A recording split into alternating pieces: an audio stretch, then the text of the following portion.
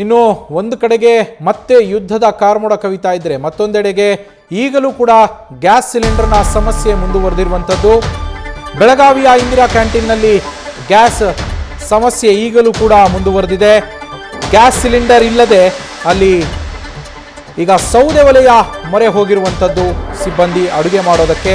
ಮೂಡಲಗಿ ಪಟ್ಟಣದ ward number 19ರಲ್ಲಿ ಇರುವಂತಹ Indira canteen ಇದು. ಕ್ಯಾಂಟೀನ್ ಪಕ್ಕದಲ್ಲೇ ಸೌದೆ ಒಲೆಯನ್ನ ಬಳಸಿ ಅಡುಗೆ ತಯಾರಿಯನ್ನ ಮಾಡಲಾಗ್ತಾ ಇದೆ.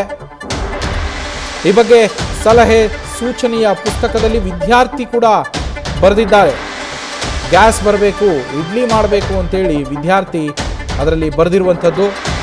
ವಿದ್ಯಾರ್ಥಿಯ ಬರಹ ಸಾಮಾಜಿಕ ಜಾಲತಾಣದಲ್ಲಿ ಸದ್ಯ ವೈರಲ್ ಆಗ್ತಾ ಇದೆ. ಗಮನಿಸ್ತಾ ಇದ್ದೀರಾ, ವಿದ್ಯಾರ್ಥಿ ಬರೆದಿರೋದನ್ನು ಕೂಡ ಗಮನಿಸ್ತಾ ಇದ್ದೀರಾ. ಹಾಗೆ ಸೌದೆ ಒಲೆಯನ್ನು ಬಳಸಿ ಅಡುಗೆಯನ್ನು ಮಾಡ್ತಾ ಇರೋ ದೃಶ್ಯಗಳನ್ನು ಕೂಡ ನೀವು ಗಮನಿಸಬಹುದು. ಇಂದಿರಾ ಕ್ಯಾಂಟೀನ್ನಲ್ಲಿ ಬೆಳಗಾವಿಯ ಮೂಡಲಗಿ ಪಟ್ಟಣದ ವಾರ್ಡ್ ನಂಬರ್ 19ರಲ್ಲಿ ಇರುವಂತಹ ಇಂದಿರಾ ಕ್ಯಾಂಟೀನ್ ಇದು. ಕ್ಯಾಂಟೀನ್ನ ಪಕ್ಕದಲ್ಲಿಯೇ ಸೌದೆ ಒಲೆಯನ್ನು ಬಳಸಿ ಅಡುಗೆಯನ್ನು ತಯಾರಿ ಮಾಡಿ ಗ್ರಾಹಕರಿಗೆ ಸದ್ಯ ನೀಡಲಾಗ್ತಾ ಇದೆ ಅಲ್ಲಿ.